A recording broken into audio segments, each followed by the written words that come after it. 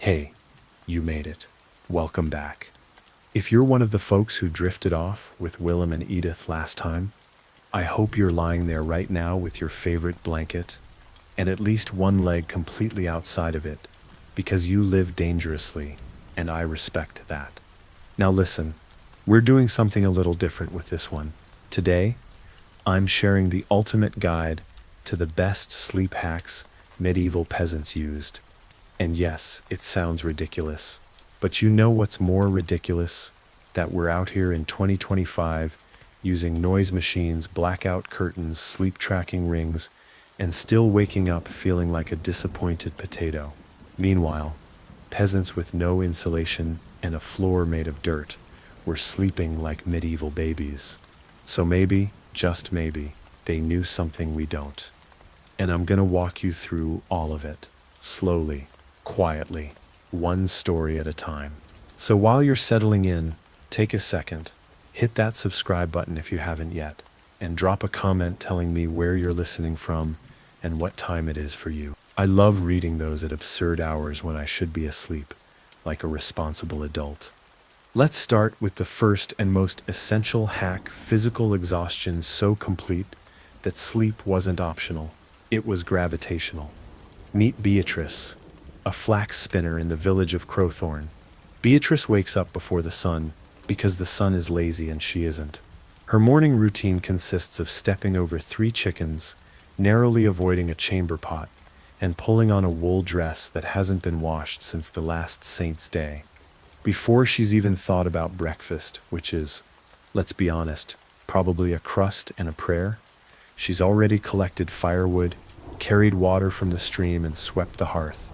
By noon, she's spun enough flax to knit a full gilt blanket, tended to a blister on her heel using mud, and helped birth a calf that wasn't hers. And now she's got to make dinner, which will be a glorious medley of turnip, and something that might have once been a leek.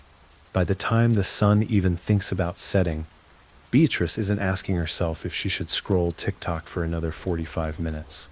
She's thinking, if I sit down for more than 4 seconds, I will enter a coma and possibly never return.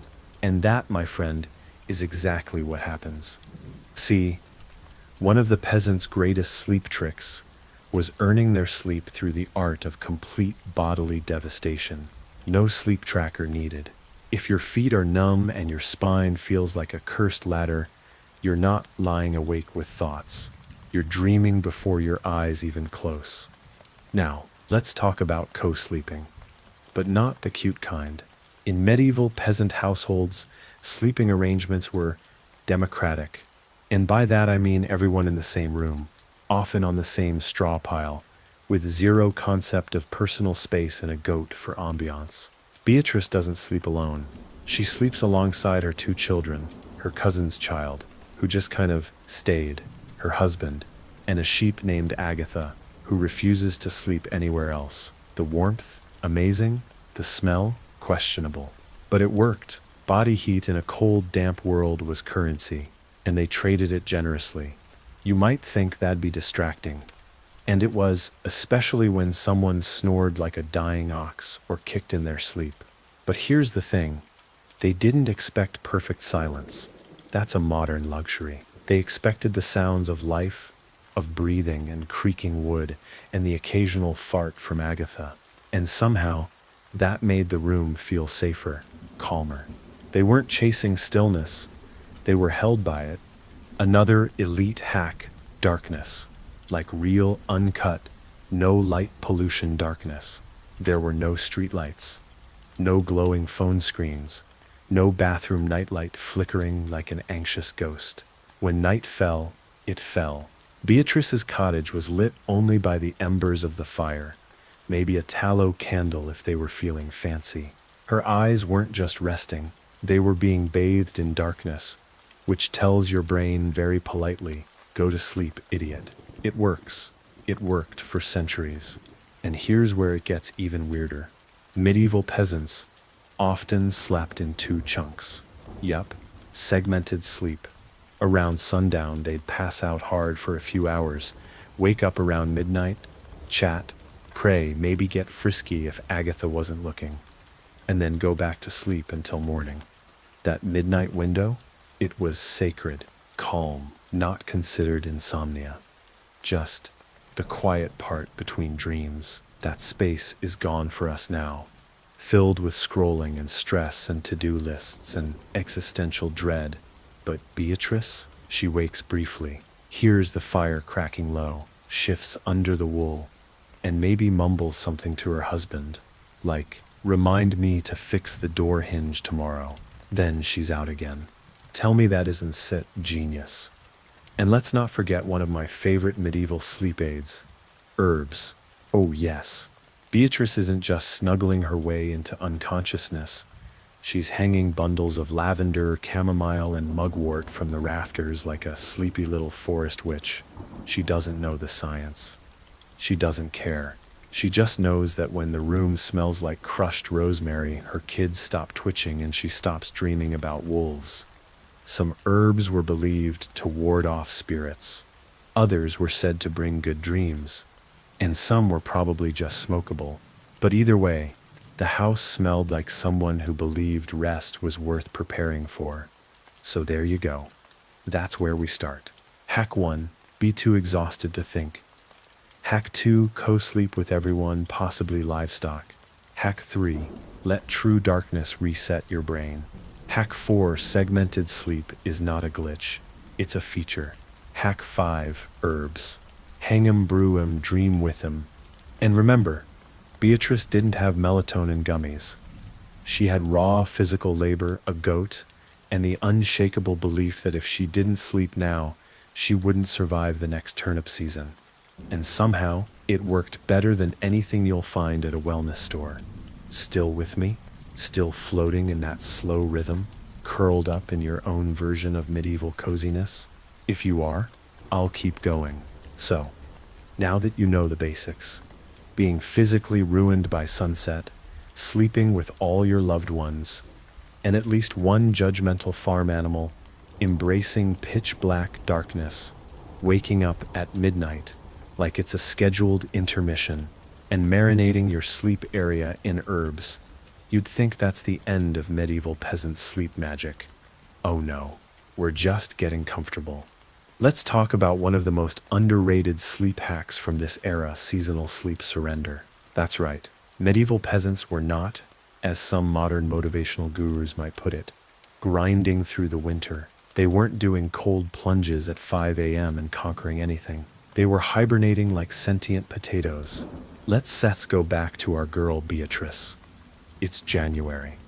The fields are frozen, the paths are iced over, the air hurts.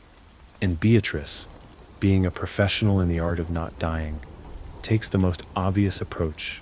She slows down, way down. Wake time, later than usual. Workload, reduced to whatever doesn't involve frostbite or soul loss. Daylight is minimal, warmth is a rumor, and food is rationed. So of course the best option is to just sleep more. That's right. She's not lazy. She's economically unconscious. And the best part? Society expected this. They were allowed to rest more in winter. Not just because they were tired, but because everyone from nobility to the dude with one boot understood that winter was for survival, not productivity. Imagine living in a world where your boss expected you to sleep more in winter. And sure, there were some tasks. Fixing tools, feeding animals, avoiding death, but no one was shaming peasants for sleeping 12 hours in January. That was just called not freezing to death. Now, let's discuss the bed itself. You're probably picturing something romantic, rustic, maybe hand-carved out of oak, covered in furs and linen. Stop. Just stop. Beatrice sleeps on a straw mattress that is actively composting beneath her, stuffed with last season's chaff and hope. Some families even shared a literal hay pile with everyone crashing in their corner like it's some sort of sad, medieval Airbnb. But, and this is important, it worked. Straw was breathable. It was insulating. It was available. And best of all, it could be burned and replaced when it got too funky. Hygiene? No. Strategy? Yes. And don't worry, They upgraded eventually. In better years, the mattress stuffing evolved into feathers. If you were rich or bracken, if you lived near a forest and weren't afraid of bugs. Bracken had a springy texture and even a smell that repelled pests. So if you ever end up sleeping on ferns in the woods, just know you're being historically accurate. Now here's a fun one. Bed curtains. You've seen them in movies, rich people closing their ornate canopies. But even peasants had their version. If Beatrice had a decent year, she might have hung up some old cloth, or even stitched together rags around the sleeping space to block out drafts. This wasn't for luxury, it was thermal insulation. In a one-room cottage, every scrap of fabric was a fortress against the wind. And let me tell you, once you've bundled into a straw nest, under 3 layers of wool, inside a curtain cocoon with your husband, 2 kids, and an angry goat snoring at your feet, your body doesn't ask to stay awake. It shuts down like a medieval Windows update. Speaking of bundling, let's talk sleep clothes. Or, more accurately, the single garment you wore all day, then all night, then again the next day until spring. Beatrice isn't slipping into silk pajamas. She's in a heavy wool shift, maybe a second one in winter. Layers were life. She's probably got socks on if she's lucky, and a coif or linen cap to keep her head warm. The goal? Preserve every molecule of body heat. Looking cute? That's for rich people and ghosts. Even kids were bundled, like regretful burritos. Parents would literally tie them into their blankets to keep them still, like some kind of medieval swaddle hog-tie hybrid. It sounds intense, but hey, it kept them warm and unconscious. Now here's a darker one, and maybe my favorite. They slept like people who knew they might not wake up. I mean that literally. Before falling asleep, it was common to say a prayer asking for safe passage through the night. As in, if I die before I wake, and they meant it. Death wasn't some distant concept. It lived next door, sometimes in your lungs, sometimes in your soup. But that didn't mean they feared sleep. It meant they respected it. Going to bed was crossing into something sacred. A small death, a holy pause. So every night, they let go with intention, with surrender, with a whispered prayer and a house full of soft breathing. And I think that's the biggest sleep hack of all. Not the straw, not the herbs, not even the goat, but the idea that rest was not a privilege or a hobby. It was survival. It was sacred. It was allowed. So if you're still lying there now, half draped in your blanket, listening as your eyes blink slower and your thoughts melt at the edges, maybe give yourself the same permission to rest like a peasant, to sleep like it's your only job, to lie down without guilt, without the noise, without the nonsense. Just you, the dark, and the breath that says you made it through another day.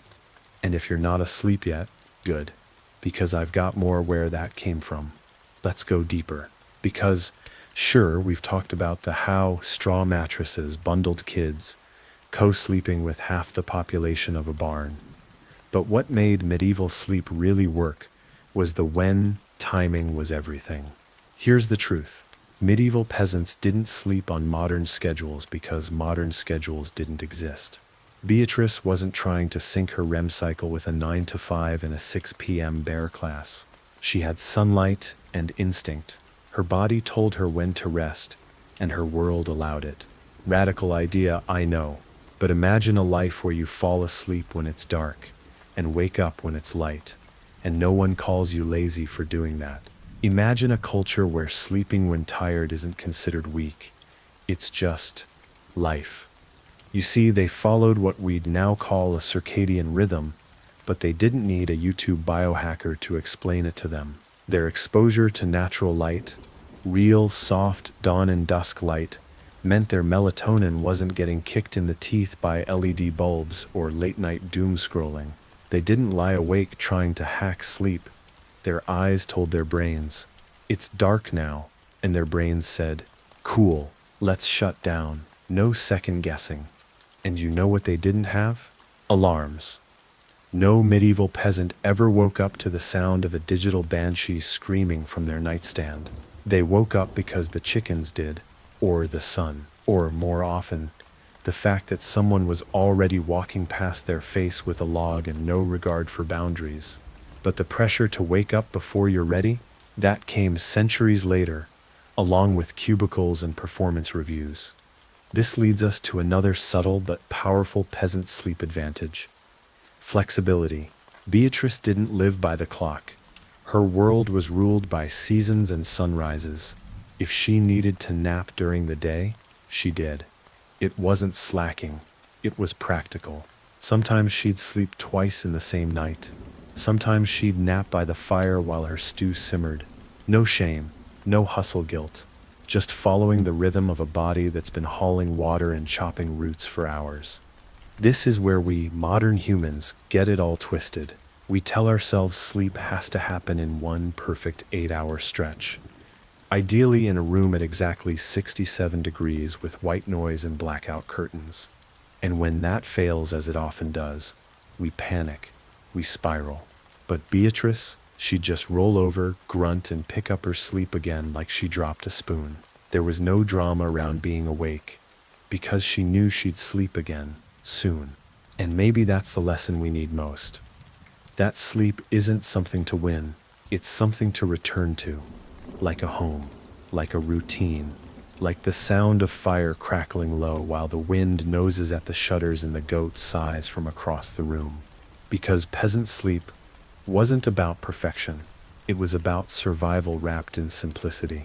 It was physical exhaustion softened by community. It was rough, earthy, and deeply human. So if you're lying there now, eyes half-lidded, wondering if this is the moment your brain lets go, maybe just let it. You don't have to force it. No one's judging. No one's watching. This isn't a competition. It's just a ritual. And like Beatrice, you don't need to do it perfectly. You just need to do it with presence. Still breathing softly? Still here with me in the dark? Good. There's more to say. Let's take it even further. Because sleep wasn't just something peasants did. It was one of the only things they truly owned. Think about it. Their land, rented, their harvest, taxed, their tools, shared, borrowed, sometimes broken, but their sleep, that was theirs. Untaxed, unmeasured, unbothered, unless the goat sat on them. And you know what else? They didn't have options. No, should I scroll for another hour? No, maybe I'll get up and check my email. No emails, no scrolling, no soft glow of consumer-grade anxiety radiating from a pocket-sized dopamine slot machine. They had night, just night, and maybe a candle that was literally too expensive to burn unless someone was giving birth or actively dying. Which meant sleep was their entertainment, their recovery, their medicine, their escape. Not just rest, refuge. Let's go back to Beatrice. She's 37 now, which in medieval terms makes her an immortal crone with forbidden knowledge. Her joints hurt in a predictive sort of way. She can tell when rain's coming just by breathing, and that makes sleep even more important. Not optional. Not a wellness strategy. A physical reset button. By the end of the day, she's done her usual. Walked to the stream, hauled back water, plucked 4 feathers from an uncooperative hen, bartered for salt, made a broth out of things modern chefs wouldn't touch with gloves, and still managed to soothe a child with a fever, using a rag and a song that doesn't have real words. And now, with the cottage finally quiet, she lies down. But she doesn't rush to sleep. That's another thing we've forgotten. Peasants weren't scared of lying still. They didn't panic about falling asleep fast. There were no apps measuring their sleep efficiency. No one yelling about REM cycles on a podcast. Lying in bed, staring at the dark, that was normal. That was part of it. And what did they think about while they drifted? Not their inbox, not deadlines, not doom. They thought about whether the onions would come up early this year, whether Milda was really cursed or just bitter, whether the rooster had a soul, and if so, why it was this angry. These weren't problems to solve. They were thoughts to float on, Now, let's talk dreams. Because medieval folks didn't treat dreams like random nonsense. They treated them like messages, like symbols. They believed dreams came from God or spirits or the stew you shouldn't have eaten. They'd share dreams over breakfast. I dreamt of 3 geese in a pond could be the start of a theological debate. I dreamt Milda turned into a wolf, might get Milda excommunicated. Beatrice once dreamt she was flying, not with wings, but by climbing an invisible staircase into the clouds. The next day, she told her husband. He said that meant she was going to have a good harvest, or die. It was hard to tell. Interpretations were a bit loose. But here's the point. Dreams mattered. They made the night feel bigger than just sleep. They made it feel alive. And speaking of alive, let's go darker for a second. You knew it was coming. Because not everything about medieval peasant sleep was wholesome and herbal. Sometimes they had to sleep through sickness, through grief, through cold nights where the wind howled like something wasn't quite human. They slept while rats skittered in the walls and the outside world got a little smaller each year. And they didn't always have comfort or answers or endings, but they still slept. They still closed their eyes, wrapped themselves in whatever cloth hadn't been chewed through, and trusted that rest was worth it, even if the world didn't feel safe. There's something deeply human in that, this small, almost rebellious act of lying down and surrendering, even when everything is uncertain, maybe especially then. So, if you're here now on your back or your side, maybe with one headphone in, blanket halfway over your foot, know this, you're not that different. The bed's different, the century's different, but the body is the same, still tired, still trying, still aching for peace. Sleep, in its oldest form, was about trust. Trusting the night, trusting yourself, trusting that tomorrow would show up and that you'd have the strength to meet it. Mud, turnips, goats, and all. So let yourself go, like Beatrice. Not because the day was easy, but because rest is part of the work. The good part, the warm part, the sacred part. Still with me? Still hearing these words somewhere behind your eyes? Good. Let's take a look at another unspoken medieval sleep hack, one that's rarely talked about in textbooks because it isn't glamorous or mystical or particularly hygienic, but it worked. Ready? It's called getting over it. That's right, getting over the idea that sleep had to be perfect. Modern life teaches us to treat sleep like a fragile glass ornament. Did I sleep the full 8?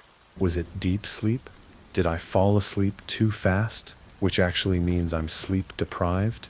Beatrice didn't think like that.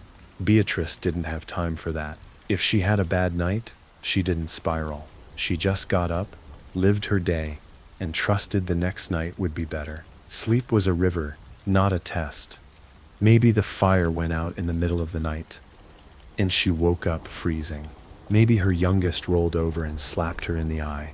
Maybe Gertrude the goat wandered too close to the bed again and let out one of those slow, horrifying midnight bleats. Whatever it was, she didn't interpret it as failure. It just happened. She adjusted. And eventually she slept again. She always did. Now let's talk about the relationship between food and sleep. Because medieval peasants were accidentally ahead of us here too. You've probably heard modern advice. Don't eat too close to bedtime. Avoid heavy meals. No sugar, no caffeine. All great. But Beatrice didn't have to read any of that, because her evening meal was designed for one thing not dying than sleeping.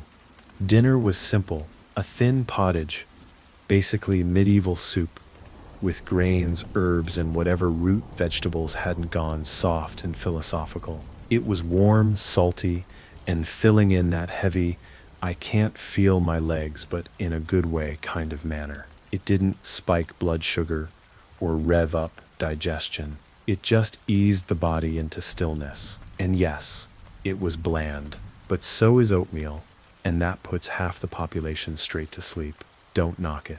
Also, consider the fact that after dinner, there was nothing to do. No lights, no screens, No content to consume until your brain melts out of your ears. After dinner, the body did what bodies naturally want to do when they're warm and full and wrapped in wool: slow down. Beatrice wasn't asking herself what show to binge.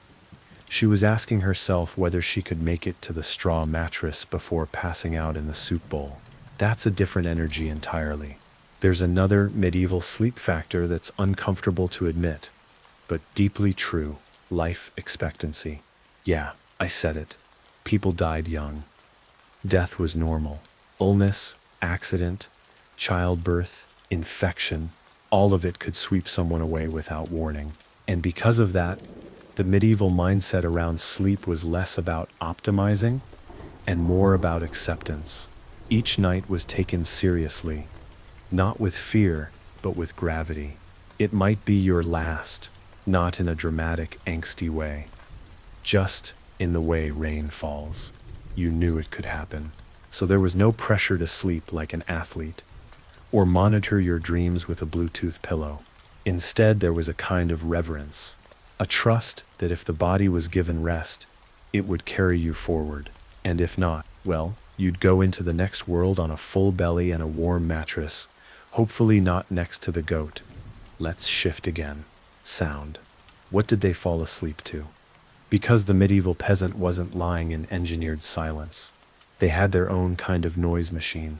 The creak of beams, the pop of the hearth, the slow shifting of someone turning over beside you, the wind nudging against the shutters, maybe a dog barking from across the village, maybe owls, maybe wolves. These weren't interruptions. These were part of the lullaby. A reminder that the world was still moving outside, that it wasn't just you and your thoughts in the dark. It was the whole village, sleeping together, breathing in rhythm. We've lost that. We put in earbuds and pretend the world isn't there. They embraced it. Let the sound of chickens fussing in their sleep remind them that life was close, and that close meant safe. And here's something else. They believed in sleep as repair. Not scientifically, maybe, but spiritually. They believed that rest wasn't just helpful, it was healing. They thought sleep helped restore balance in the humors. They thought it could soften madness, mend broken spirits, guide the sick back to health. That's why when someone was ill, the first advice was always, let them sleep. Not because it was passive, because it was powerful. So if you're lying there now, hovering in that slow space between thought and dream, know this: you don't have to do anything. You're not failing. You don't need to fix your sleep. You just need to let it carry you. Like Beatrice did, like thousands did, through hunger and cold and grief and laughter. Sleep was never supposed to be perfect. Just real, just earned, just enough. Let's shift into something a little more physical. We've covered the herbs, the food, the fire, the emotional surrender. But now let's talk about what medieval peasants actually did with their bodies right before sleep. Because even though they didn't have bedtime yoga or guided meditations for CEOs, they had their own rituals. And Beatrice, our queen of dirt and dreams, had them too.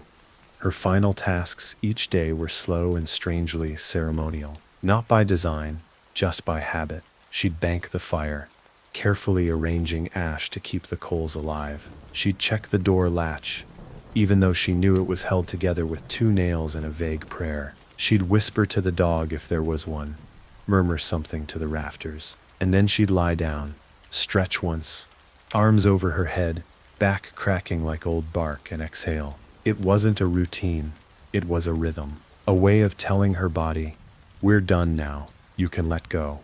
And the thing is, it worked, because those little actions anchored her to the present moment.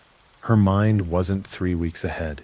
She wasn't lying in bed planning next year's harvest, or reliving an awkward exchange at the market. She was present, just her, the warm bed, the cold air brushing her cheek, and the slow quiet that follows a full day. Now, here's something strange but true. Medieval peasants actually had more sleep hours per year than most modern people. I know, it sounds like a joke. But researchers studying historical records found that the natural pacing of peasant life especially with longer winter nights and less artificial stimulation, meant they often slept more total hours than we do now. So even if their mattresses were tragic and their blankets smelled like goat breath, they were well rested in a way we rarely allow ourselves to be. Of course, the sleep quality was mixed. They weren't floating on memory foam, but they made up for it in consistency. Their sleep wasn't a crisis every night. It was just part of life, like eating, like mending socks, like feeding chickens who hate you for reasons they won't explain. They didn't argue with sleep, and that's one of the most powerful things we've forgotten how to do. And here's where it gets heavier. Sometimes sleep was the only time peasants could actually feel safe. Think about that. Their days were filled with work, expectation, noise, and constant motion. But night, that was sacred. You can't be taxed in your dreams. You can't be judged while breathing in the dark. No one's watching. There's no task. There's no measuring stick. There's just you curled up in the middle of a world that finally stopped asking things from you. That's what we're doing here too, creating space. So if you're lying there right now and your thoughts are still twitching, breathe. Let this be your small rebellion. Don't optimize it. Don't analyze it. Just rest. Because medieval peasants weren't trying to sleep well so they could crush the next day. They slept because it was dark, because their backs hurt, because their kids were finally quiet, because the fire was low and the animals were fed, and for one brief moment, nothing else was needed. They slept like they meant it. Let's talk about something darker, something most people skip when they romanticize simple medieval living, because for all its peace and natural rhythms, sleep in the Middle Ages came with its shadows too. And I don't just mean emotional ones. I mean actual physical threats in the dark, the kind that made you pray a little harder before bed, not for peace, but for survival. Beatrice, yes, still alive, still thriving in her wool and wood smoke, knows this intimately, because even though she's curled up with her family, her feet warm beneath a patchy wool blanket, she sleeps with awareness, not anxiety, not panic, but something older, animal, almost.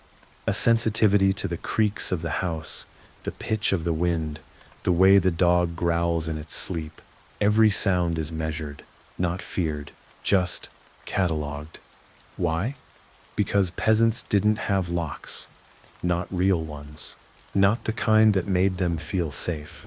A door was just a wooden board with a crossbar, and if someone really wanted in, they were coming in, which meant that sleep wasn't always pure surrender. Sometimes it was half vigil, a willingness to close your eyes with the full knowledge that you might need to open them fast. It wasn't paranoia, it was realism, and it made their sleep even more precious, because every hour they got without interruption felt like a gift. A full night of sleep, that was gold, that was wealth. That was a moment where the world let them be. This is why medieval sleep rituals weren't just physical, they were spiritual. The prayers, the herbs, the slow fire rituals, they weren't just for comfort, they were protection against bad dreams, against wandering spirits, against thieves or sickness, or the creeping cold that slipped in through cracks in the stone and tried to steal breath. So if you've ever thought of sleep as a luxury instead of a right, congratulations. You're closer to Beatrice than you think. But here's the twist. Even with all that fear, all that fragility, they still slept. They still let go. Not because they were naive, but because they knew rest was not optional. You can't plow fields and raise children and survive pestilence and hunger without sleep. You just can't. And so they gave themselves to it. Fully, repeatedly, sometimes with a whispered prayer, sometimes with a silent sigh, always with the kind of courage no one really talks about. Because sleeping in the dark with no guarantee of safety, that's bravery, every night. That's part of what I want you to feel tonight, that your sleep isn't a weakness, it isn't failure, It's not something to squeeze in around the edges of your life, like it's undeserved. It's a human right, a gift, a soft rebellion against everything that wants you exhausted and compliant. So be like Beatrice. Tuck yourself in without guilt. Sleep like you've earned it, because you have. Every second. Let's go somewhere more vulnerable, because sleep at its core is vulnerability. And medieval peasants understood that better than most. When you lie down in the dark, no weapons, no torch, no walls but straw and maybe a prayer, you're not just resting, you're trusting your family, your shelter, the world outside, yourself. Beatrice didn't call it vulnerability, she just lived it. She laid herself down next to people she loved, and people she tolerated, and hoped the roof held, and the pigs stayed out of the garden, and that tomorrow didn't bring a new decree from the Lord about some new tax on air you accidentally breathed. That happened once. It was a dark time. But in that vulnerability, something else grew, something we've mostly lost. Closeness, not emotional, physical, literal, skin against skin, breath, shared in the cold, arms tucked around backs, heads pressed into chests, feet tangled under coarse blankets, not because it was romantic, but because it was necessary. Warmth wasn't optional. Touch wasn't weird. It was survival. And the weird thing? That created sleep security. You knew without asking that someone else would stir if danger came, that the same cough you heard every night was still there, steady, grounding, that if the baby cried, you weren't the only one who'd wake. It was a net, a human web, a kind of safety modern bedrooms try to imitate with smart thermostats and white noise machines. But here's where it turns, because not every night was safe. Not every sleep ended in morning. Sometimes, someone didn't wake up, and there were no sirens, no ambulances, just the slow realization that something had changed in the shape of the bed, that someone was still, too still. And grief came in the same way sleep did, quiet, full, heavy as wool. And they'd bury them, and they'd weep, and then unbelievably they'd go back to sleep the next night. Same bed, same straw, same ache. Because what else could they do? They knew sleep didn't protect them from death, but it carried them through it, and sometimes that was enough. If that sounds heavy, it's because it is, but there's comfort in that weight. A reminder that you're not the first person to lie awake wondering about things you can't fix. You're not the first to ache and rest in the same breath. That's old, that's ancient, that's normal. Beatrice carried grief to bed with her, tucked it under the blanket like it was another child, let it breathe against her back until it dulled. And you know what? It never went away, but it softened over time, with firelight, with quiet, with rest. So if you're here now, lying in your own dark, listening to this in the glow of a screen or the hush of a room that finally went still, you're not alone. You're part of something older than noise, older than electricity, older than fear. You're part of the long chain of humans who said, even now, even this, I'll sleep anyway. Let's talk about rhythm. Not the kind you dance to, but the kind that holds you up. Because one of the most powerful sleep hacks medieval peasants used had nothing to do with beds or herbs, or even exhaustion.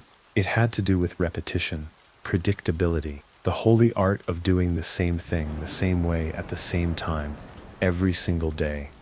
Beatrice wasn't experimenting with polyphasic sleep schedules. She wasn't adjusting her bedtime because a podcast said 10:42 p.m. is the new optimal REM window. She went to sleep when the sun left, and she woke up when it returned, sometimes with a stretch, sometimes with a groan, but always with certainty. And in a world filled with chaos, weather, and the occasional violent chicken, certainty was rare. Sleep was where she found it. Every evening she wound down the same way. Not with blue light filters or an ASMR playlist, but with tasks, small anchoring tasks. Fold the cloth, Stir the coals, put the boots by the door, check the baby's feet, blow out the candle.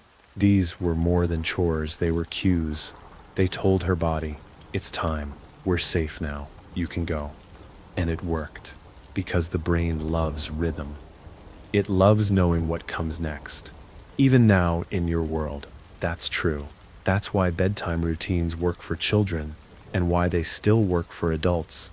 Even if we pretend they don't, Beatrice had one. She didn't call it that, she just lived it. And the payoff? When she lay down, her body believed her. It didn't argue. It didn't replay awkward conversations from the market or invent imaginary disasters. It recognized the pattern, the signal, and it obeyed. You might think that sounds boring, predictable, maybe even dull, but when you live a life of uncertainty, when the weather might ruin your harvest, and the Lord might raise your taxes, and your neighbor might cough in a suspicious way for too many days in a row, boring is a miracle. Predictable is power. The truth is, medieval peasants didn't crave stimulation at night. They had enough of that during the day. What they wanted was stillness, not silence, not sleep perfection, just the peace of repetition, the comfort of knowing that, at least tonight, this small ritual would go uninterrupted. So what bet's your version of that? Is it brushing your teeth? Folding the same corner of the blanket? Hearing this voice? This exact sentence, night after night? If it is, I hope it sets working. Because this is your fire banking, your wool cap, your cue that the world is allowed to wait, that nothing else is required of you now except rest. And maybe that's the hack we need most. Not a supplement, not a strategy, just a ritual strong enough to hush the noise. Let's stay with Beatrice a little longer, because her world still has more to teach us. Not about surviving the night, we've covered that, but about something softer, something sacred. Let's talk about dreaming. In medieval times, dreams weren't background noise. They weren't dismissed as weird mental static or written off as side effects of eating too much turnip stew before bed. They were respected, interpreted, collected like stories passed down in whispers. Beatrice didn't roll her eyes at dreams. She listened to them.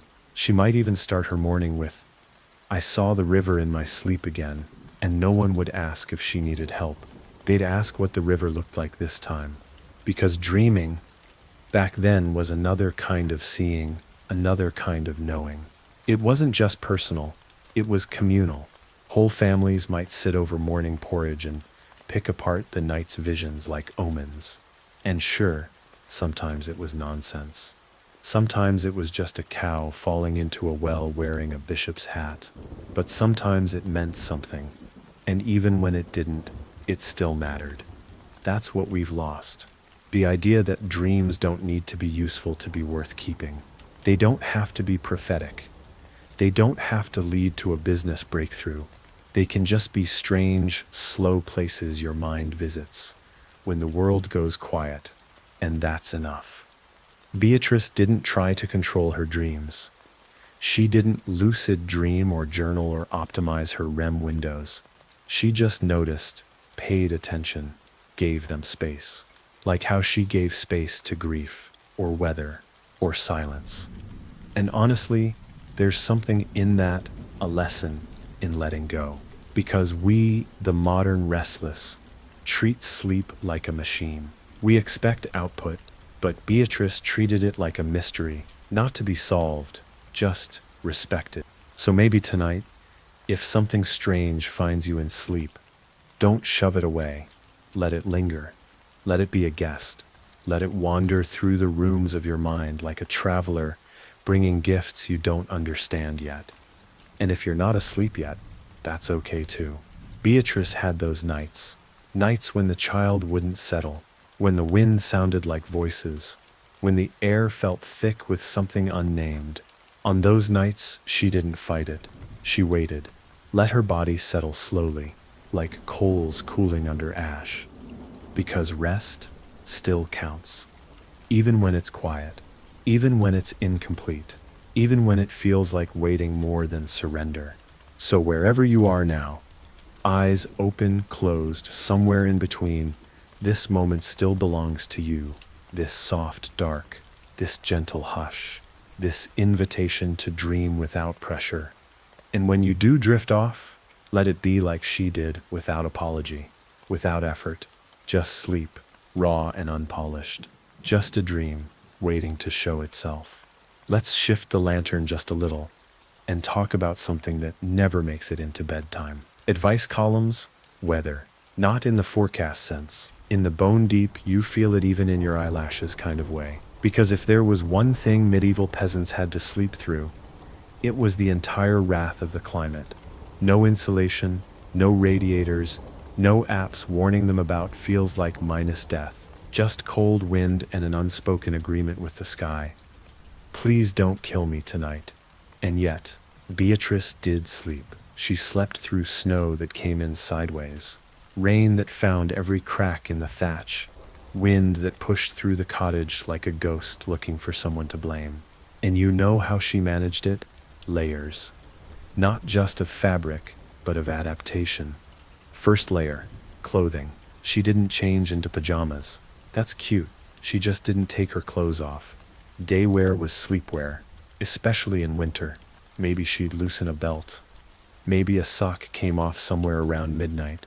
But she slept bundled in the same wool and linen she worked in, because the goal wasn't elegance, it was survival. Second layer, fire, or the embers of one. The fire was the beating heart of the cottage, and every evening it was banked carefully under ash to last through the night. Not for light, there wasn't much to see at midnight anyway, just for warmth. Just to keep frost from claiming the inside walls. Third layer, bodies. No shame, no awkwardness. Just body heat shared because the alternative was frostbite. Kids curled into parents. Adults spooned like mismatched spoons. The occasional pig in the corner steaming gently under its own personal cloud of warmth. If a dog joined the pile, even better. No one said no. They welcomed it because warmth was holy. Fourth layer, mental resilience. You learn to sleep through drafts when there's no alternative. You learn to ignore the creak, the drip, the scrape of bare branches like claws against stone. You learn to tell your body, this is safe enough, and that's the only lullaby you need. And that's what we forget. That sleep doesn't require perfection. It requires enough, not ideal temperature. Not a perfectly quiet room with a white noise machine imported from Scandinavia, just enough. Beatrice didn't wake up every morning refreshed and glowing. Sometimes she woke up stiff, sometimes cold, sometimes curled like a comma, and hoping her back would unbend before sunrise. But she slept, because her body trusted the process, trusted that some nights would be better than others, trusted that sleep was not a performance, but a practice. So if your sleep isn't perfect tonight, good. Welcome to the club. You're in great company. Because Beatrice would tell you just being able to lie down and try again tomorrow is enough. There's no medal for flawless rest. Just the warmth of trying, the weight of your own breath, the quiet permission to be human. Let's talk about space, or more specifically, the complete lack of it. Because when we imagine medieval peasant sleep, we picture rustic charm, stone walls, maybe a cozy fire, some heirloom quality hay. But the truth is, Beatrice didn't have a sleep sanctuary. She had a room. One room for living, eating, arguing, boiling turnips, storing kindling, praying to saints, and sleeping beside a child who might kick her in the neck halfway through the night. And guess what? She still managed to fall asleep. Because for medieval peasants, sleep didn't require boundaries. It didn't need scented candles or a separate wing of the house or 10 feet of personal radius. It just needed a spot, a patch of ground, a wool blanket, and enough exhaustion to not care that someone else's toes were probably touching your spine. You want a sleep hack? Here's one. Lower the bar, way down. Medieval peasants didn't expect peace and quiet. They didn't expect privacy. They didn't expect a perfect mattress, or the ideal room temperature, or even a pillow. that didn't feel like a sack of betrayal. They expected company and drafty walls, and that if they were lucky, no one would throw up in the corner during the night. That was it. That was luxury. And somehow that expectation made sleep easier. Because when your standards are survival and shared warmth, your brain stops nitpicking. It doesn't lie awake, wondering why the neighbor's dog won't stop barking, or why your foot's a little too cold. It just checks out. It says, you made it through another day. You're horizontal. We're calling that a win. And here's the really human part. Sometimes Beatrice got up in the middle of the night, not for segmented sleep, not because it was part of a routine, but because her body said, you need a moment. Maybe the child was stirring. Maybe the wind knocked something off the shelf. Maybe she just needed to pee in a bowl and didn't want to trip over the goat. But she got up, moved around, adjusted, and went back to sleep. No guilt, no failure, no internal monologue saying, great, now the night sep's ruined. Just sleep, interrupted, then resumed, like breath. So if you're lying there, still not out, still caught in the middle, remember Beatrice had those nights too. Nights where rest came in pieces, where dreams wandered in late, where sleep was messy and imperfect and absolutely good enough. That's the hack. No one talks about letting sleep be human. Still with me? Let's talk about what happened right before sleep. Not the winding down or the chores or the fire banking. I mean the last words spoken, because for a medieval peasant like Beatrice, those final words before surrendering to darkness held weight. They weren't filler. They weren't muttered half complaints about how long the day was. They were small rituals, soft things, a whispered prayer, a thank you, a joke, maybe even silence, held together like a secret. Because the last thing you say before sleep, that sticks. For Beatrice, it might have been something as simple as, we'll see what tomorrow brings. Not dramatic, not poetic, just true, because medieval life didn't come with guarantees. You didn't know what tomorrow held. You didn't even know if it would come. So you said something small, something humble, something enough.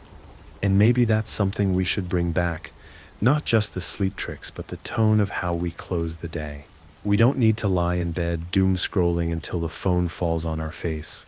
We don't need to review every mistake from middle school or mentally draft 7 imaginary conversations. We could just say, good night, I'm here, I'm breathing. That's enough. That might be the best sleep aid available, and it doesn't cost anything. Now, one more angle we haven't touched. Time. Not the time of day, but the life stage time. Because medieval peasants didn't sleep the same way all the time. Beatrice at 18 slept differently than Beatrice at 38. Sleep changed. Patterns shifted. The weight of the blanket might have stayed the same, but the weight of the world didn't. When she was young, sleep came fast, easy.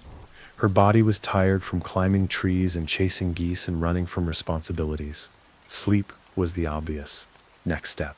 But as she got older, children, stress, grief, it took more coaxing. Not more effort, just more care. And still, she slept. She adapted, learned to accept that sleep wasn't always the same each year, or each season, that there were chapters. Winters where sleep was a deep, slow cave. Summers where it was lighter, shorter, more interrupted by heat and thoughts. There were years she shared a bed, years she didn't, years she slept beside silence, years she slept beside sorrow. And it all still counted. So if you're listening now, lying in your own version of Beatrice's world, wondering why sleep isn't how it used to be, maybe it's not broken. Maybe it's just different. Maybe your sleep has grown with you, shifted to match your shape. Maybe that's not a flaw, but a sign you're human. Let it be what it is tonight. No fixing, no forcing, just breathing, just being. Let's pull back the curtain on something else. Medieval peasants mastered without realizing it, accepting the night as it is, not trying to dominate it, not trying to outthink it, just letting it settle over everything like a second skin. For Beatrice, nightfall wasn't a transition. It was a truth, one that didn't ask for input. The sun left, and that was it. No bargaining, no artificial extensions, no squeezing in one more chore under the glow of a kitchen light. Just dark. And whatever you did inside it. In that sense, medieval peasants were closer to the earth than we are. Not metaphorically, but literally. Their days ended when light left. Their energy followed the sky. They didn't treat the night like a delay in productivity. They treated it like a pause, a breath, a soft reset. And the more you think about it, the more that makes sense. Because darkness isn't the enemy of sleep. It's the invitation. Beatrice didn't fear it. She didn't have blackout curtains. She had a window stuffed with straw and cloth and a fire that dimmed whether she asked it to or not. No light meant no performance, just presence. And you know what else she didn't do? She didn't try to fill the night. Not with stimulation, not with entertainment, not with mental to-do lists she'd already written in dirt with a stick earlier that day. She let the quiet be quiet. And that's something most of us can barely tolerate. We want background noise, a podcast, a fan, a hum. But Beatrice, she had silence so thick you could hear your own bones shift. And somehow that became comfort. Not every night, of course. Some nights, silence made the grief louder, the worries sharper. That never changes. But the absence of noise wasn't seen as empty. It was seen as full. The kind of full that carries sleep with it like a tide. So if you're lying there right now in silence or something close to it, know that this space you're in, this hush, this room where nothing is being asked of you, that's your invitation. And no, it won't be perfect. You might still toss, still wake, still shift 10 times before your body figures out what position doesn't make your hips scream. But you're not doing it wrong. You're doing it the way it's always been done. Beatrice would have turned over, pulled the blanket up, listened to the coals settle, and let the dark do what it does best, hold her. So let it hold you too. Let's talk about one more piece of this sleepy puzzle, the one no one markets, no one monetizes, no one puts on a sleep tracking dashboard. I'm talking about the feeling of being needed, of mattering. Because for all the exhaustion, the hardship, the blistered hands and cracked heels, Beatrice went to sleep every night, knowing that her presence in the world actually meant something. Someone needed her. The kids, the garden, the goat, even the house, sagging and crooked and full of soot. If she didn't tend the fire, no one else would. That kind of grounding, it's not loud, but it's stabilizing. And it lets you rest in a way no app ever could. We talk a lot now about isolation, about sleepless nights spent staring at ceilings, wondering what the point of it all is. Medieval peasants had their share of that too. But they also had a brutal, beautiful kind of certainty. If they didn't show up tomorrow, things would unravel. Not the world, but their world. The corner of it they kept stitched together with work and care and repeatable acts of love. Beatrice didn't lie in bed wondering if she mattered. She didn't have time. She knew. Because sleep wasn't a detachment from life. It was part of the cycle that let her keep showing up. And even if she never saw her name in a book, or a tapestry or any record outside her village's muddy trail, her absence would be felt. Her warmth, her laugh, her hand steadying a child's head or a boiling pot or a friend breaking under bad news. That's not to say she slept easy every night. She didn't.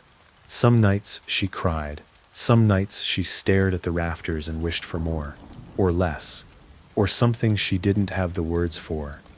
But she still slept because she knew the next day needed her. And that knowing, it wrapped around her like a second blanket. So, here's the strange little truth, hidden inside centuries of hay and hard bread and sleepless goats.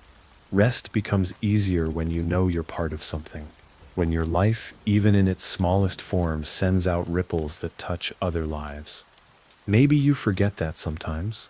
Maybe no one tells you enough. so let me do it now. You matter. You've mattered all day. And even in sleep, you matter. You're not vanishing. You're just refilling. So tomorrow you can show up again, cracked and imperfect, and still needed. That's not sentimental. That's practical. That's medieval. We've talked about straw beds, freezing nights, strange dreams, goats with boundary issues. But there's another medieval sleep trick that's been hiding in plain sight. One that you and I rarely get to use, because modern life's too noisy for it. You ready for this? They didn't multitask their minds. Beatrice didn't go to bed thinking about 10 things at once. She didn't replay every conversation, rehearse tomorrow's worries, and spiral through an imaginary argument she might have next week. She had one thought, one concern, one goal, because that's all her brain had room for. And that wasn't a failure of imagination. That was clarity. Sleep wasn't squeezed into the margins of her life. It was the margin, a clean edge, where thinking stopped and being took over. You've probably felt it before, those rare nights when your mind just releases, when the thoughts go quiet, not because you force them to, but because something in you knows now is not the time. Beatrice lived in that space more often than not because she was enlightened, but because the world wasn't constantly yelling at her from a glowing screen. She knew what it meant to rest her mind. Not with meditation apps, just with silence, with rhythm, with the predictable hum of her small life unfolding one steady moment at a time. And if her thoughts did get noisy, she didn't judge it. She didn't diagnose herself. She just laid there in the dark, listened to the fire crackle down to its bones, and waited for her body to catch up. That's the hack. No pressure to sleep. Just permission. That's what most of us are missing. We've made sleep a performance. We track it, grade it, feel bad about it. But Beatrice? She didn't care if she woke up once, twice, 5 times. She didn't care if the sleep was shallow or deep. If she woke up tired, she blamed the rooster and moved on. No shame, no stats, just another sunrise to meet. So if you're lying there now, thinking you're doing sleep wrong because your thoughts are still pacing behind your eyes, breathe. You're not broken, you're just alive. And eventually, like Beatrice, your mind will get bored of itself and wander into sleep without you even noticing. Let it. Let's sit with something a little more uncomfortable. Because medieval sleep wasn't always calm. Sometimes Beatrice didn't want to sleep. Not because she couldn't, because she didn't feel like she deserved to. Maybe she'd had a fight with her husband over something stupid. Maybe she yelled at the youngest when he knocked over the pot again. Maybe she spent the entire day snapping at people and couldn't find the grace to apologize. And now, lying in bed, she was left with the one judge no peasant could avoid: her own mind. But here's what she didn't do. She didn't stew. She didn't spiral into shame. She didn't get up and pace or reach for a phone to numb the guilt away. She just lay there. Let the weight of the blanket press her back into her body. Let the silence ask her questions. And eventually, she forgave herself. Enough to sleep. Because in the peasant's world, the day ends whether you're ready or not. There's no overtime for overthinking. No bonus hour to untangle everything. When the light leaves, it leaves. And you either follow it into the dark or you let it go without you. That kind of emotional surrender is something we've forgotten. We think sleep has to wait until everything's resolved, that we need closure or peace or a perfect mood. But Beatrice knew better. She knew that sleep could come to the guilty, the sad, the confused. That rest isn't a reward for having it all figured out. It's the space that lets you try again. She may not have had therapy, but she had the sky, the fire, a rhythm, a soft voice, maybe her own, maybe her mother's telling her that tomorrow would arrive, no matter how today ended. And that's a lesson modern life buries beneath 1,000 productivity lectures, that you don't have to earn sleep with success, or happiness, or closure. You just have to make it to the bed. There were nights Beatrice wept into the straw, and still she slept. Eventually, with swollen eyes and a sore heart. Because the body always wants to rest, even when the soul is noisy. And here's the quiet truth. Some of your best sleep won't come on your best days. It'll come on the days where you feel like a wreck, when you think you didn't do enough, when the voice in your head won't shut up and the weight on your chest feels like it's trying to become part of your ribs. That's when your body needs sleep the most. Not as an escape, as a reset. You don't need to wait until you're calm to sleep. You just need to trust that sleep will help you find calm on the other side. That's what Beatrice believed. Not because she read it, because she lived it, over and over, until it became part of her bones. So if you're lying there now, feeling like your head is too loud and your heart's a little crooked, this is still your night. This is still your rest. You don't need to fix yourself before you enter the dark. Just close your eyes, like she did. Not with confidence, with courage. We've talked a lot about sleep in the physical sense. The rituals, the exhaustion, the scratchy wool, the occasional passive-aggressive livestock. But now let's turn to something softer, something slower. Let's talk about the way medieval peasants like Beatrice learned to wait. Because more than anything, sleep in that world was tied to patience, and not the performative kind. The real, raw, hard kind. The kind of patience that doesn't come from mindfulness apps. It comes from having no other choice. Beatrice didn't expect instant rest. If sleep didn't come right away, she didn't panic. She didn't count the hours left before dawn. She didn't do mental math about how wrecked she'd be tomorrow. She just waited, one breath at a time. Because sleep in her world wasn't a race, it was a rhythm, and rhythms take time. That's one of the biggest differences between now and then. Today we expect to fall asleep the moment we lie down, as if the bed is a button and our brains are supposed to obey. But Beatrice knew better. She knew sleep was a guest. Sometimes early, sometimes late, sometimes rude, but always eventually arriving. And that trust made the waiting easier. She would lie still, listening to the fire settle, the baby snore, the wind crawl through the thatch. And she'd let time do what it does best. Carry her. No resistance, no judgment, just time moving through her. And yes, there were nights she got restless. Nights when her thoughts picked at her like burrs in wool. But even then, she didn't treat it like failure. She just turned over, adjusted the blanket, and tried again. That's the real secret, repeating the invitation without demanding a response. If she was lucky, she'd wake in the middle of the night, what they called the first sleep, and feel that rich, dark pause, the space between. Not a mistake, not insomnia, just a natural break in the body's rhythm. She might rise, stoke the fire, say a quiet prayer, check the child, or she might just lie there, half awake, watching the shadows breathe, waiting for sleep to return without summoning it. And it always did, because she wasn't trying to win at rest. She was trying to live through it. That's something we unlearned. We get frustrated, we search for fixes, but maybe the answer isn't doing more. Maybe it's doing less. Maybe it's whispering to yourself in the dark. We twos head, sleep yet, but you can rest.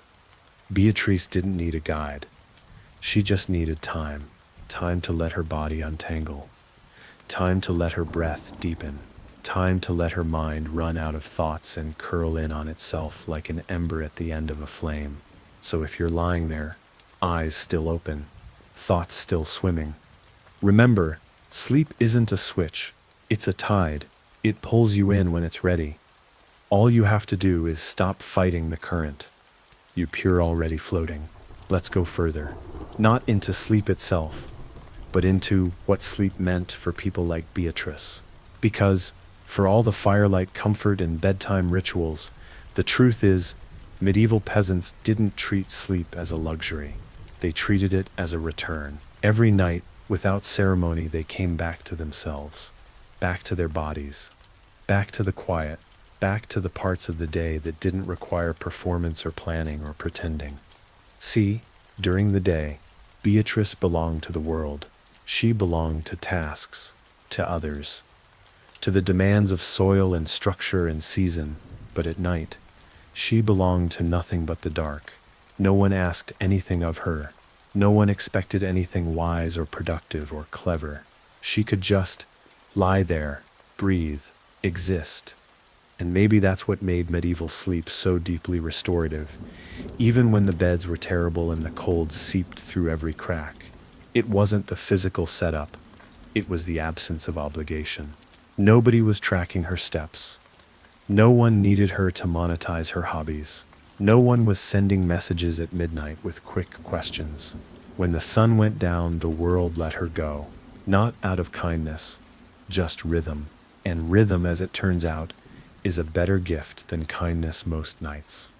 So she learned to meet the dark like an old friend, not with fear, not even with excitement, just with familiarity, the kind of knowing that comes from repetition, from experience, from showing up again and again and discovering that, yes, sleep will hold you even when nothing else does.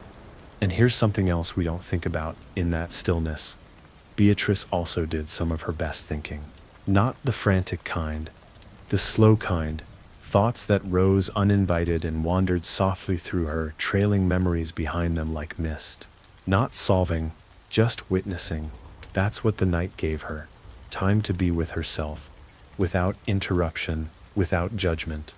Some of those thoughts were kind, some weren't, but all of them were hers.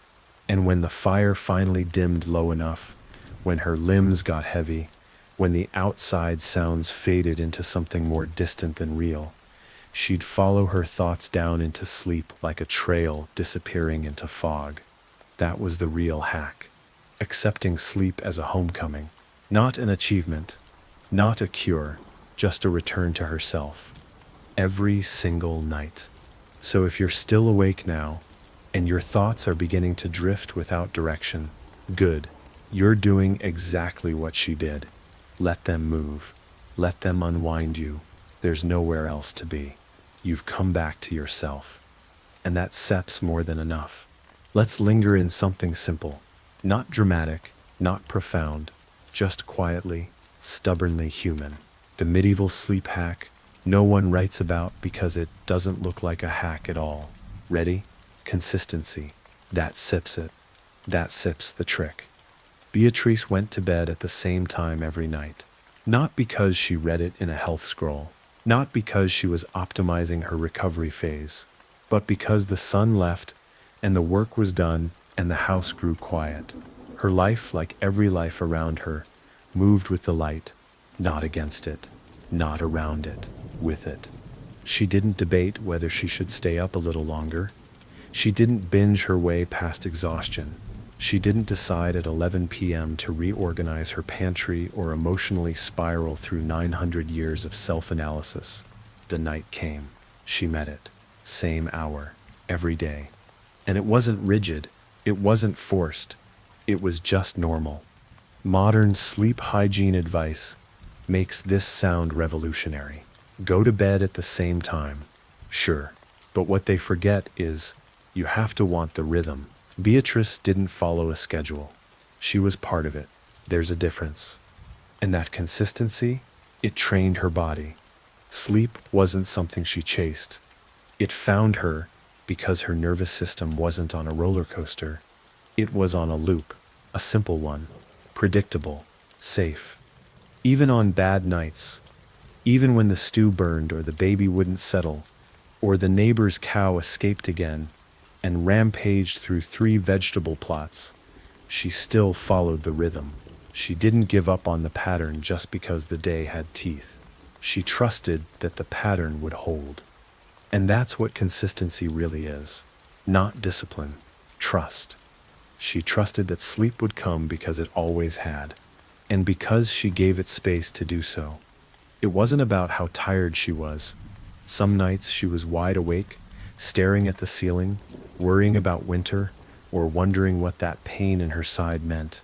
But she still lay down, still pulled the blanket over her, still faced the same direction, still closed her eyes, still let the pattern do its work. No judgment, no pressure, just a familiar path, walked in the dark. That's the peace we've lost. We want results immediately. We panic when one night doesn't go right. But Beatrice had faith in repetition, that if she showed up for the ritual, sleep would meet her there. Eventually, maybe not the first hour, but it would come, and it always did. So if your body doesn't feel ready right now, that's fine. Just keep the rhythm. Lie down. Be still. Let the night know you're waiting. Let your body remember the path. Because sleep isn't something you win. It's something you return to. Let's talk about something strange. Peace through repetition. Because modern life teaches us that routine is boring. Predictability is lazy. But to a medieval peasant like Beatrice, predictability was freedom, not flashy freedom. Quiet freedom. The kind that comes from knowing what the next moment holds, and knowing it doesn't hold too much. Her days were hard, sure, but they were structured. Every morning looked a lot like the one before it. Fire, water, water, work, repeat. And her nights? Just as steady. Same fire banking, same bed, same breath. No surprises, no plot twists. Just the deeply comforting rhythm of life, refusing to rush her. That's something we've forgotten how to love. We're addicted to novelty, stimulation, constant change. But our nervous systems, they're still medieval, still built to respond to safety, through sameness, still soothed by what they can predict. That's why Beatrice could fall asleep so easily. Not because her life was easy, but because her mind wasn't whiplashed by chaos. She knew what came next. She knew how it felt. She could trust it. And trust is the real sleep aid no one sells. Because when you trust the day is done, and trust your body knows what to do next, and trust that the darkness doesn't need fixing, you don't fight sleep. You let it happen. Beatrice didn't feel guilty for being tired. She didn't call herself lazy. She didn't believe rest had to be earned by suffering. She rested because she was human, because the world asked everything of her during the day, and because she refused to let it take her nights too. And maybe that's a lesson we all need. That repetition isn't a trap, it's a refuge. A soft groove your body can slide into without hesitation. Sleep gets easier when it knows where to land. So, if you've been chasing variety, stimulation, newness, and finding yourself more tired than ever, maybe it's time to try something older, slower. Something like Beatrice's Bedtime, predictable, imperfect, unshiny, deeply human. No new routine, no major fix, just again, the same corner of the bed, the same breath, the same breath, the same night, welcoming you back like an old friend who never stopped waiting. Because there's nothing boring about being safe enough to stop performing. Still here? Let's return to the fire. Because in the medieval world, the fire was everything, not just heat, not just light. It was rhythm, it was memory, it was the center of sleep. For Beatrice, the fire was a pulse in the corner of the room, beating low and steady long after everyone else had quieted down. It was the last thing she looked at before her eyes closed, the last sound she heard before the wind took over. You could hear it whisper, not loudly, just the soft crackle of wood breaking down, surrendering to something older than itself. That sound became part of the night. It told the body, you're not alone, you're not cold, you're not working anymore, you're just here. Modern bedrooms have thermostats, silent and sterile.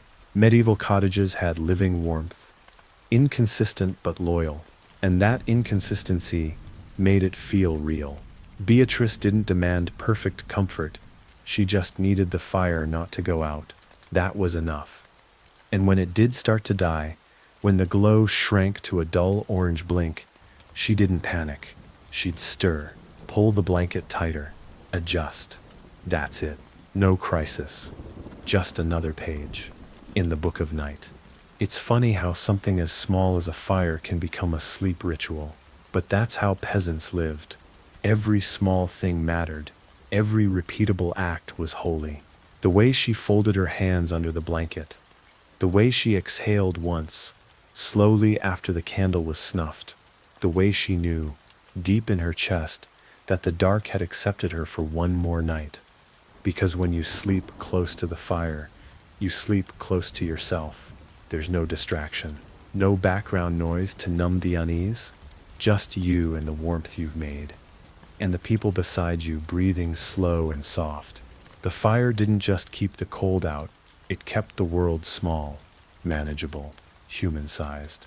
So if you're lying there tonight and the room's too quiet, or the shadows feel too big, or the thoughts won't leave you alone, remember the fire. Remember Beatrice, curled on her straw bed, listening to the woods sigh and the wind wait outside. Remember that the dark is ancient, but so is your ability to survive it. And you don't need to be perfect to rest. You just need to let yourself lie still beside the heat you made. That sep's enough. Let's talk about fear. Not the storybook kind. Not dragons and curses. The real kind. The kind Beatrice knew well. Because for medieval peasants, sleep wasn't always wrapped in peace. Sometimes sleep was an act of faith. Faith that the house would hold, that the sickness would pass, that the wolves wouldn't come down from the hills again. Beatrice didn't always fall asleep gently. Sometimes she lay stiff, heart ticking like a drum, ears tuned to the silence for something that wasn't there, or was, or might be. But here's the thing, she still slept. Eventually, not because she defeated fear, but because she learned to rest with it, right beside it. Like an old dog you don't trust entirely, but you've named anyway. We've painted the Middle Ages like they were numb to dread. But that's not true. They just had no choice but to coexist with it. Beatrice feared plague, famine, storms, raids. She feared losing her child in the night and waking to silence that should have been breathing. She feared fires that started from nothing, fever that took someone by morning. She didn't have control, but she had a routine. A blanket, a ritual, and a whisper she said to herself. When the dark pressed too hard, sleep anyway. It wasn't bravery, it was survival. The understanding that not sleeping wouldn't protect her from anything, but sleeping, even badly, might give her enough to face whatever came next. That's a sleep hack no one writes down. The skill of surrendering even when you don't feel safe. The quiet practice of resting not because everything is okay, but because you have to go on anyway. And you can't do that without sleep. Modern life pretends fear is a glitch, something to eliminate, but medieval life knew better. Fear is a companion, and the goal isn't to outrun it. The goal is to close your eyes next to it. Let your breath be louder than your thoughts. Let your body be heavier than your worry. Beatrice didn't have mantras or mindfulness. She had fatigue, trust in patterns, and a strange peace in knowing the world never stopped being dangerous. And still people slept, every night, across generations, under worse conditions, in worse weather, with worse odds. So if you're lying there, your chest tight, your brain rehearsing every possible failure, every worst-case outcome, here's your reminder. You don't need to defeat the fear to sleep. You just need to lie beside it without feeding it. Let it sit in the room. It's old. It's tired too. It'll quiet down if you stop trying to impress it. And eventually, like Beatrice, you'll drift off anyway. Not because the danger passed, but because you did the only thing strong people do in the dark. You rested. Let's talk about silence. Not the sterile, soundproof kind you find in a luxury hotel suite, but the old kind, the real kind, the silence Beatrice fell asleep to. The kind of silence that still has a pulse, that breathes, that holds. Because the medieval night wasn't quiet in the way we think of it. It was alive. It had layers. The low hiss of the fire settling down. The creak of rafters cooling in the night air, the shifting of bodies under wool, the occasional snore that sounded like someone lost a fight in their dreams. And Beatrice didn't fear that silence. She knew it. She needed it. That kind of quiet wasn't empty. It was full, full of space to let your mind drift, full of room for breath, full of permission to stop speaking, stop listening, stop solving. In a world where her days were loud with labor, children yelling, livestock complaining, neighbors arguing over cabbage, silence was sacred. We've replaced that silence with hums and buzzes and constant chatter. Always something in our ears. Music, podcasts, screens, notifications. So much so that when we finally turn everything off, we panic. We don't know what to do with the stillness. It feels too big, too sharp, too honest. But Beatrice didn't have that problem. Her mind slowed naturally with the dark. The silence didn't expose her, it contained her. It wrapped around her like a second blanket. One made not of wool but of absence.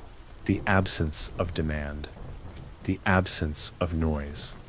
And in that absence, something beautiful happened. She began to disappear. Not in a scary way, in a restful way. Her thoughts faded. Her body grew heavier. Her sense of time slipped off like a coat. And in the quiet, without trying, without pushing, without effort, she was gone, not lost. Just somewhere else. Somewhere warm and weightless and far from the noise of daylight. You've felt that before. Those first few seconds where the edges blur and you're no longer a person in a room. You're just floating in the space. Silence makes for you, and maybe, just maybe, that's what we're all looking for. Not a better mattress, not a stronger sleep supplement, just a place to vanish into, a soft, soundless surrender. So tonight, if you find yourself lying in the dark and everything's finally still, don't fill it, don't fight it. Let the silence keep you. Let it do the talking. Let it pull you under, slow and sure like Beatrice sinking into straw and shadow. You don't need to listen for anything else. It's already here. Let's talk about something that doesn't show up in modern sleep routines. Not in tech blogs, not in doctor's notes, not even in sleep podcasts spoken in the soft tones of a man who sounds like he's trapped inside a scented candle. I'm talking about acceptance. The unglamorous, unimpressive, slow-beating core of medieval sleep. Beatrice didn't go to bed trying to change anything. She didn't lie awake rethinking her diet or productivity. She wasn't looping on how she could have answered the bartering lady with a snappier comeback. She simply let the day be done. No edits, no rewrites, just done. Her world didn't allow endless revision. What was said. What was missed was missed. The turnips were either watered or they weren't. There was no back button. And so she learned the kind of deep acceptance that most of us only flirt with. Not because she was better, but because her world demanded it. And here's what that kind of acceptance does to the body. It unlocks sleep like a key in a heavy, stubborn lock. Not instantly, not dramatically, but slowly, like wood swelling in the warmth. Like the mind unclenching its jaw. Beatrice didn't analyze her thoughts. She didn't journal before bed unless you count whispering her regrets to the ceiling in the same tone she used to ask if the goat had died. She didn't chase peace. She just assumed it would find her eventually, or it wouldn't. Either way, she'd sleep. Because she accepted that some things would remain unsolved. Some worries would sleep beside her like a loyal, annoying pet. And instead of fighting that, she just made room. And when you make room, sleep walks right in. Not quickly, not loudly, but it arrives. That's something no sleep tracker will teach you. That the opposite of insomnia isn't control, it's permission to let go. Even when you don't feel resolved, permission to rest inside an unfinished story, to lie still in a bed that isn't perfect, with thoughts that aren't tidy, and say, this is enough. Beatrice did that every night, not because she was wise, because she was tired. And because the world didn't give her the option to chase perfection, only the choice to keep showing up anyway. So tonight, let that be your choice too. Not perfection, not control, just presence, just softness, just the quiet act of lying here, in your body, letting the night do what it's always done, carry you, without needing to be convinced. Let's stay in that space between tired and gone, the drifting place. Because for Beatrice, that edge of sleep wasn't just a pause, it was a crossing, a threshold she stepped through every night, barefoot and bruised with nothing but trust to guide her. There was no fanfare, no finish line, just the slow unraveling of wakefulness. And then the drop. Modern people hate that drop. We try to skip it. We want sleep to be instant, obedient. We want to lie down and vanish, like flipping a switch on a smart bulb. But Beatrice knew the drop is the whole point. It's the falling, not the landing, that softens the world. It's the way your arms feel heavier than they should. The way your thoughts start making nonsense connections. The way your name begins to feel like something borrowed. That's not malfunction. That's arrival. We fight that arrival now. Distract ourselves. Delay it. Drown it out with noise, blue light, urgency. Beatrice didn't. She welcomed it. Or if she didn't, she at least didn't interrupt it. She knew that crossing took time, and that the quiet it brought wasn't a weakness. It was a message. A message that said, "You fra allowed to go now. You fra have done enough. You are enough." That kind of softness only comes when you stop trying to sleep and start surrendering to it. So tonight, as your thoughts start to dissolve at the edges, don't panic. Don't grab at them. Let them melt. Let the fire inside your mind dim without being snuffed. Let your breath thicken, deepen, slow. Let the day end without ceremony. Beatrice never made a moment of it. She just curled to one side, shifted once, settled, let her body lower itself like a stone into a warm river. There were no declarations. No, now I'm going to sleep. Just the slow permission of stillness. And when she crossed over, she didn't even notice. That's the beauty of real sleep. You're never there for the exact moment it arrives. You're only there until it takes over. You don't need to force that. You just need to stop standing in its way.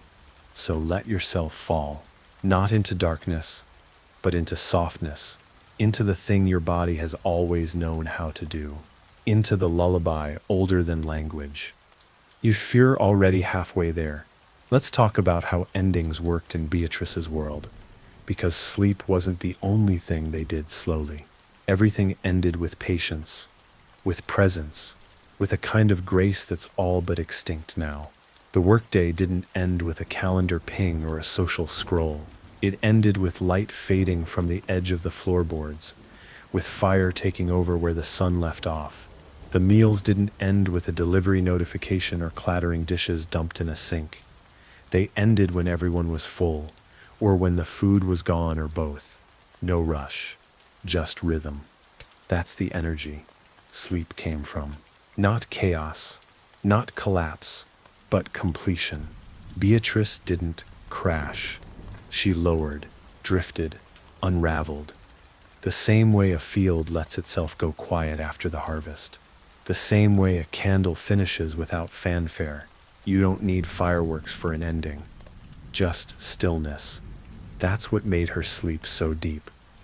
Not the amount, but the arrival. She didn't come to bed, still vibrating with unfinished conversations, half-read emails, and digital leftovers. She brought the day to a close, slowly, softly, with small, repeatable steps. And now, centuries later, we try to skip those steps. We expect our brains to go from 100 tabs to 0 in 60 seconds. And when it doesn't work, we panic. But Beatrice knew the secret. You don't shut the day off, you let it run out. And here's the good news. It's not too late. You can still end things slowly, even now, even here. So take one last breath for the things you didn't finish, the tasks you dropped, the words you didn't say. Let them sit quietly by the door. You'll see them tomorrow or you won't. Either way, they don't belong in your bed. Take one more breath for your body, not as punishment, not as a checklist, just as recognition. You made it through another day inside this strange, loyal skin of yours. Let that mean something. And then take one final breath with no label. Not for your thoughts, not for your goals, just a breath, with no purpose other than being taken. That's what Beatrice did. Not out of wisdom, just habit. A rhythm so old it didn't need a name. So let that be enough. No dramatic ending, just the quiet fact that you're still here, still listening, still being, still breathing in the dark. Let's talk about time. Not the kind on a clock, but the kind that drips softly, unnoticed. The way sleep used to arrive before we started measuring it. In Beatrice's world, time didn't tick. It flowed. There was no sharp division between hours. No countdown to sunrise. No pressure to sleep fast enough to be useful. There was only the shape of the dark, and what you made of it. She didn't check how long it took her to fall asleep. She didn't count her hours. She didn't try to optimize anything. She just lay there, in a body that had done enough, on a bed that wasn't perfect, in a night that had no agenda, and she let time happen to her. We've forgotten how to do that. We treat time like an enemy, something to manage, control, bend to our will. But Beatrice understood something we don't. You don't own time. You live inside it and sleep. Sleep is when you stop trying to escape that truth. Sleep is when time holds you instead. That's why she didn't panic if she woke up in the middle of the night. She didn't grab at the dark like it was escaping. She didn't scroll. She didn't even move, unless the fire needed tending. She just lay there, let the moment pass, trusted that time would carry her back. Because sleep isn't just about unconsciousness. It's about belonging to the night, belonging to the rhythm, belonging to a life where rest isn't stolen, it's given. Beatrice didn't steal time for sleep. She received it. And maybe that's the most ancient hack of all, to stop trying to force sleep and start trusting the moment to be enough. Even if it's not quiet, even if it's not perfect, even if you're still awake right now, because this is part of it too. The stillness, the breathing, the voice, the waiting. You're not wasting time by resting without sleeping. You're soaking in it, letting the night wrap around you until it's ready to pull you under. That sips the rhythm. That tips the ritual. That sets the return. Let's begin closing the circle, not with a dramatic flourish, just the way Beatrice would have done it. Slowly, without spectacle, because for her, endings weren't grand. They were earned through repetition, softness, and the simple act of showing up again and again for the life she built. And sleep? It was the ultimate quiet ending, a closing line whispered every night. Half finished. There was no applause, no final thought, just that deep, ancient sigh the body makes when it's finally allowed to stop. That sep's what we stir reaching now. In her world, Beatrice didn't count wins or losses before bed. She didn't review her productivity. She didn't feel guilty for things left undone. There was no spreadsheet, no calendar, no imaginary judge tallying her value. There was only this truth: she made it through the day. That was enough. So she went to bed the same way she did everything else, with presence, with breath, with the weight of the day finally letting go of her shoulders. And now you're here, doing the same. Maybe your day didn't feel like much. Maybe it felt like too much. But either way, you're here, lying still, breathing slower, letting the noise fall off the edge of your thoughts like water slipping off stone. That sip's not failure. That sip's the beginning of rest. Beatrice never knew a night where everything was perfect. The fire might have smoked. The roof might have leaked. Someone always snored. The goat was probably plotting something. But sleep didn't require perfection, only willingness. And that's what you've given tonight. You showed up. You let yourself be held by the dark instead of fighting it. You trusted the words long enough for the quiet to find you. That's the truest thing we ever do. Letting ourselves lie down in an unfinished world, with unfinished thoughts and say this is still enough to rest inside. So maybe you're already drifting. Maybe you're not. It doesn't matter. You're exactly where you need to be. This is where it ends. Not with a bang, not even with a whisper, just with the soft knowledge that you're allowed to stop now. You've heard everything there is to hear. Beatrice is asleep. The fire's burned low. The wind has forgotten your name. The day has left, and it's not coming back until it's had some rest, too. And you? You've done everything right. Not because of what you did today. Not because you're especially enlightened or efficient or organized. But because you showed up, you lay down, you listened, you breathed. That's all Beatrice ever did. And it was always enough. This whole journey we've taken together, through the dirt floor cottages and goats with opinions and sleeping beside storms, was never really about history. It was about you. About remembering something your body already knows, that sleep is not a reward. It's a right. That rest isn't optional. It's sacred. And now, it sits here, right behind your eyes, right beneath your ribs, right at the edge of thought, where the words are starting to stretch into something softer than language. Beatrice is long gone now, curled in her bed, the weight of wool over her chest, the quiet warmth of a long, honest day still humming in her bones. No anxiety, no second thoughts, just that final exhale before her mind drifts out of the room. And you stir next. So whatever your breath is doing, follow it. Let it guide you down. Let the voice fade. Let the thoughts loosen. Let the silence take the shape of something solid underneath you. Because you're here. Because you made it. Because you deserve to sleep the way the peasants did. Not in luxury, not in silence, but in peace. Sleep well, friend. I'll see you again when the dark comes calling.